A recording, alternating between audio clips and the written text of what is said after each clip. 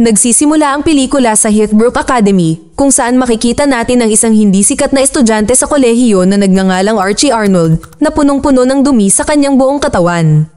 Pinutol niya ang nagaganap na summer ball para magbigay ng talumpati. Sa kanyang pagsisimula, nag-flashback ang eksena sa nakaraan na nagpapakita kung paano nagsimula ang pagsasama nila ng kanyang matalik na kaibigan na si Amelia. Lumaki pala sila kasama ang kanilang mga magulang na matalik ding magkaibigan. Sina Archie at Amelia ay nagbahagi ng parehong interes at malalim ang pagkakaunawaan sa isa't isa. Habang tumatanda sila, nagsimulang magkaroon ng damdamin si Archie para sa kanya. Pero sa tuwing sinusubukan niyang magtapat, biglang nagkakaroon ng problema, kaya inilihim niya ang kanyang pag-ibig. Nakalulungkot, ang ina ni Amelia ay namatay noong siya ay 10 taon. Bago siya namatay, binigyan niya si Amelia ng isang bracelet at sinabi sa kanya na sundin ang sinasabi ng kanyang puso dahil ito ang palaging magdadala sa kanya sa tamang direksyon. Sa unang araw ng paaralan pagkatapos ng Easter holidays, plano ni Archie na ipagtapat ang kanyang nararamdaman kay Amelia. Gayunpaman, ang kanyang plano ay muling nagambala sa pagdating ng isang kaakit-akit na lalaki na nagngangalang Billy Walsh na kakalipat lang mula sa California. Pagpasok niya sa loob ng school sakay ng kanyang motorsiklo, agad niyang nakuha ang atensyon ng lahat pati na si Amelia. Sa loob ng ilang araw, naging sikat si Billy bilang isang A-star na estudyante. Nakuha rin niya ang pagiging kapitan ng parehong mga koponan sa paglangoy at rugby. Dahil sa kasikatan niya, nahulog si Amelia sa kanya, kaya nagselo sa kanya si Archie. Nang gabi ring iyon, nagpaplano si Archie ng isang espesyal na bonding kasama si Amelia sa kanilang paboritong gabi habang nanonood ng pelikula na isang mahalagang sandali na kanilang tinatangkilik sa loob ng maraming taon. Naniniwala siya na ang gabi ang magiging perpektong pagkakataon para ipagtapat ang kanyang pagmamahal sa kanya. Pero bago niya ito magawa, ipinagtapat na ni Emilia ang kanyang nararamdaman para kay Billy. Dinurog nito ang puso ni Archie at tuluyan na siyang tumahimik. Kinagabihan, ang mga pamilya ni na Archie at Emilia ay nagtitipon para sa hapunan. Sa panahong ito, hiniling ng ama ni Amelia na si Rupert sa mga magulang ni Archie ang sikreto sa kanilang masayang pagsasama. Tumugon ang mga magulang ni Archie na ang isang kaibigan na love guru ang tumulong sa kanilang masayang pagsasama. Pagkatapos kumain, naghahanda si Amelia na manood ng sine kasama si Archie. Habang sinusubukan niyang kumuha ng merienda sa kusina, narinig niya ang pag-uusap ng kanyang ama at ng mga magulang ni Archie. Sa panahong ito, sinabi ng mga magulang ni Archie kay Rupert ang tungkol sa isang love doctor na tumulong sa kanila na mapabuti ang kanilang pagsasama. Iminumungkahi nila na humingi din ng payo si Rupert, lalo na't mayroon siyang damdamin para sa kanyang kasamahan na nagngangalang Maggie. Nang marinig ito, hiniling ni Amelia kay Archie na kunin ang kontak ng love doctor. Ipinaliwanag niya na gusto niyang mapaibig si Billy. Sinubukan ni Archie na tanggihan ang kanyang kahilingan, ngunit nagalit lamang si Amelia sa kanya na nagtulak sa kanya na umalis. Simula noon, hindi na niya ito pinapansin. Dahil hindi na makayanan ni Archie ito, pumasok siya sa silid ng kanyang magulang at hinanap ang impormasyon sa kanilang telepono. Pagkatapos ay ibinigay niya ito kay Amelia bilang paghingi ng tawad. Sa kanilang pag-uusap, random niyang itinanong kung mahal siya ni Archie. Gayunpaman, biniro niya ito dahil wala pa rin siyang sapat na lakas ng loob na aminin ang kanyang nararamdaman. Isang araw sa paaralan, natagpuan ni Archie ang kanyang sarili na napapaligiran ng ilang mga bully. Sa isang desperadong pagtatangka upang makahanap ng isang ligtas na lugar, pumasok siya sa isang klase ng pag-arte. Doon, hiniling ng instruktor ang isang mahiyaing batang lalaki na gampanan ang papel ni Romeo at ipaglaban ang kanyang pag-ibig. Ang batang lalaki ay nag-aalangan sa una, ngunit sa kalaunan ay gumanap siya at namamahala upang mapabilib ang tagapagturo.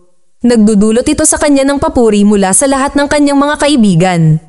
Nang makita ito, nakakuha si Archie ng isang napakatalinong ideya. Magiging fake love doctor siya at susubukang akitin si Amelia. Pagdating sa bahay, bumili siya ng bagong telepono at isinulat ang bagong contact number sa isang papel. Gumamit din siya ng AI para itago ang sarili bilang isang mas matandang tao. Kinabukasan, pumunta siya sa locker ni Amelia para ipagpalit ang contact number na ibinigay niya kanina. Itinago niya ang papel sa kanyang bibig at isinara ang pinto ng locker. Sa sandaling iyon, nagpakita si Amelia at nagtanong kung ano ang ginagawa niya sa kanyang locker. Gayunpaman, hindi siya makapagsalita dahil nasa bibig niya ang papel. Kasabay nito, dumaan din si Billy sa harap nila na inilihis ang atensyon ni Amelia. Nang makita ang pagkakataon, mabilis na inilagay ni Archie ang isang libro sa loob ng locker na pinipigilan siyang malaman ang tungkol sa kanyang kalokohan. Nang gabing iyon, tuwang-tuwa si Amelia sa ibinigay na numero ni Archie. Sinagot ni Archie ang tawag, nagpapanggap bilang love doctor. Sa pagtatangkang pigilan siya sa pakikipag-date kay Billy, iminumungkahi niya na gumuhit siya ng artipisyal na kilay sa kanyang mukha tulad ni Amber, isang sikat na babae sa paaralan. Kinabukasan, pumasok si Amelia sa paaralan na sumunod sa payo ng love doctor. Gayunpaman, tinukso siya ng lahat tungkol sa kanyang kilay. Ang masama pa nito, aksidenteng natapon ng isang kaklase ang isang juice sa kanyang mukha. Ang lahat ng mga estudyante ay nagsimulang mag-record ng mga video sa kanya at kinukutsa siya gamit ang palayaw na Butt-Face Girl. Pagkatapos ng paaralan, tinawagan ni Amelia ang love doctor at ibinahagi ang lahat sa kanya. Bilang tugon, hinikayat siya ni Archie na tingnan ang sitwasyon ng iba na nagmumungkahi na napansin siya ni Billy dahil sa nangyari. Muli niya itong pinayuhan na titigan si Billy hanggat kaya niya at subukan din itong pagselosin. Nang sumunod na araw, sinubukan niyang gawin ang parehong sinabi ng love doctor at sinubukang halikan ng isa sa kanyang mga kaklase, ngunit sa proseso, hindi sinasadyang nauntog ang kanyang ulo sa locker. Mamaya sa banyo, narinig ni Amelia si Amber at ang kanyang mga kaibigan na nagchichismisan tungkol sa kanyang pananamit at hairstyle. Determinado siyang baguhin ang kanyang hitsura, nagpasya siyang magbihis tulad ni Amber na may mga pigtail, maikling palda, at makeup. Kinabukasan, si Amelia ay nagpakita sa paaralan sa kanyang bagong hitsura na nakakuha ng atensyon mula sa lahat. Gayunpaman, nang makita niya si Billy, sinadya niyang ihulog ang lapis at yumuko para kunin ito. Habang ginagawa niya ito, nabangga siya ng kotse at nahulog sa lupa. Sinubukan ni Billy na tulungan siya, ngunit mabilis na sumugod si Archie, inasikaso ang sitwasyon at sinamahan siya sa loob. Samantala, nainggit si Amber nang makita niya si Billy na sinusubukang tulungan si Amelia. Sa oras ng tanghalian, nilapitan ni Amber si Amelia na may layuning insultuhin siya sa harap ng buong paaralan. Tinutuya niya siya sa cafeteria at nagwiwisik pa ng gatas sa buong mukha niya. Ngunit si Archie ay tumayo para sa kanyang mahal at inampas sa mukha ni Amber ang kanyang tanghalian. Pagkatapos ay hinawakan niya ang mga kamay ni Amelia at inilayo siya roon. Maya-maya nang makarating sila sa schoolyard, naabutan sila ni Billy. Pinupuri niya si Archie sa kanyang mga aksyon pabalik sa cafeteria at pagkatapos ay niyaya si Amelia na lumabas. Ikinatuwa ito ni Amelia at agad niyang tinanggap ang imbitasyon nito. Sa sumunod na eksena, tinawagan ni Amelia ang love doctor para pasalamatan siya. Dahil sa pananabik, ipinaalam niya sa kanya na nagbunga ang kanyang patnubay at ngayon ay nakumpirma na niya ang isang date kasama ang kanyang crush. Gayunpaman, si Archie, na gustong isabutahe ang kanilang date, ay muling nagbigay sa kanya ng maling payo. Sinabihan niya itong maging bastos sa harap ni Billy at sa mga nakapaligid sa kanya. Masayang tinanggap ni Amelia ang payo at nagtungo para sa date. Nang maglaon, dinala siya ni Billy sa isang restaurant kung saan naglagay siya ng rosas sa mesa para maramdaman niya ang pagiging espesyal. Gayunpaman, inutusan ni Amelia ang waiter na kunin ang rosas at agad na umorder ng inuming may alkohol. Nag-effort siyang tratuhin ng masama si Billy at nanligaw pa sa waiter. Habang lumalalim ang gabi, lalo siyang nainis. Dahil sa kanyang bastos na pag-uugali, biglang tinapos ni Billy ang kanilang date na nagsasabi na wala na siyang interes sa kanya. Nang sumunod na araw, humingi ng tawad sa publiko si Amelia sa pamamagitan ng intercom ng paaralan. Sa kabila ng mga pagtatangka ni Archie na pigilan siya, ibinahagi niya ang nakakahiya at nakakatakot na mga sandali mula sa kanyang nakaraan. Pagkaraan ng ilang sandali, ang buong paaralan ay lumabas ng opisina upang kutsain siya. Napagtanto ni Archie na nagsobra na ang pagseselos niya kay Amelia. Para itaboy ang mga estudyante sa opisina, nag-spray siya ng usok mula sa fire extinguisher at pinilit si Billy na tumayo sa harap mismo ng pinto.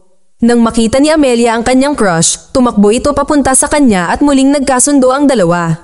Samantala, nagpasya si Archie na dumistansya kay Amelia matapos tanggapin na ang nararamdaman niya para sa kanya ay hindi kailanman mangyayari. Sa paglipas ng panahon, napagtanto ni Amelia na hindi sila magkapareho ng mga interes ni Billy tulad ng ginagawa nila ni Archie. Dahil dito, namiss niya ito ng husto. Isang gabi, pinagmamasdan nila ni Archie ang kalangitan sa gabi mula sa kani-kanilang tahanan nang masaksihan nila ang pagbagsak ng isang higanteng bituin. Pareho silang namangha sa nakikita. Nang maglaon, sumama sa kanya ang kanyang ama at tinanong niya kung paano niya nalaman na ang kanyang ina ang para sa kanya. Sinabi sa kanya ni Rupert na nagkita sila sa unibersidad nang masira ang kotse ng kanyang ina at pinasakay siya nito. Nang marinig niya ang kanyang kwento, nalaman niya na ang kanilang mga magulang ay matalik na magkaibigan noong bata pa sila. Natuklasan din niya na hindi kailanman ipinagtapat ng kanyang ama ang kanyang pagmamahal sa kanyang ina dahil natatakot ito. Ito ay nag-udyok sa kanya na ihambing ang kwento ng kanyang mga magulang sa kanyang relasyon kay Archie na humantong sa kanya upang mapagtanto ang kanyang nararamdaman para sa kanya. Kinabukasan, tinulungan ni Maggie si Amelia na maghanda para sa summer ball. Nang matapos siya, binuksan ni Amelia ang kahon ng mga gamit ng kanyang yumaong ina at inilabas ang bracelet na ibinigay sa kanya ng kanyang ina bago siya pumanaw.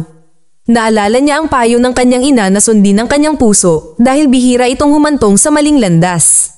Sa sandaling iyon, dumating si Billy upang sunduin siya sa kanyang motorsiklo. Sa sandaling ito, nagpasya siyang sundin ang kanyang puso at hindi sumama sa kanya. Kaya, tumakas si Amelia sa kanyang bintana at tumungo sa kinaroroonan ni Archie. Sa daan, ang kanyang damit ay sumabit sa kadena ng kanyang bisikleta na naging sanhi ng pagkapunit nito. Ngunit hindi pa rin siya nito napigilan at nagpasya siyang tumakbo sa bahay ni Archie. Pagdating, nakita niya si Archie na nagmumukmok sa kanyang kama. Hinihimok niya itong maghanda dahil gusto niyang makasama siya sa summer ball. Gayunpaman, si Archie, na walang kamalayan sa kanyang mga damdamin, ay tinanggihan ng alok. Nang patuloy itong tumanggi, sa wakas ay ipinagtapat ni Amelia ang kanyang nararamdaman para sa kanya, sinabing matagal na niya itong gusto. Nang marinig ito, ipinahayag ni Archie na gusto rin niya siya at masayang sumang-ayon na samahan siya sa summer ball. Sa susunod na eksena, habang naghahanda si Archie, nagpasya si Amelia na i-message ang love doctor tungkol sa sitwasyon nila ni Billy. Ngunit habang pinapadalhan niya ito ng ilang mga text, narinig niyang nagri-ring ang telepono ni Archie sa malapit. Sa wakas ay napagtanto niya na siya ay nagpapanggap bilang love doctor sa lahat ng panahon. Nadurog ang puso dahil sa pagtataksil, tumungo siya sa summer ball ng mag-isa. Mabilis na sumunod si Archie patungo sa venue, ngunit bago siya makapasok, nahuli siya ng mga bully sa paaralan. Binugbog siya ng mga ito at itinali pabaliktad sa isang poste sa bakuran ng paaralan. Sa ibang lugar, kinumpronta ni Amelia si Billy tungkol sa kanyang nararamdaman at pagkatapos ng maikling pag-uusap, nagkasundo silang maghiwalay. Pagkatapos ay ipinaalam ng isa sa mga bully kay Billy na hinarap na nila ang kanyang problema. Nang marinig ito, napagtanto ni Billy na may problema si Archie, kaya nagmadali siyang pumunta sa labas para tulungan siya. Matapos siyang palayain, hinikayat niya ang ating bida na sundan si Amelia. Pagkatapos ay tumakbo si Archie sa entablado at pinutol ang summer ball na nagpatuloy sa eksena mula sa simula.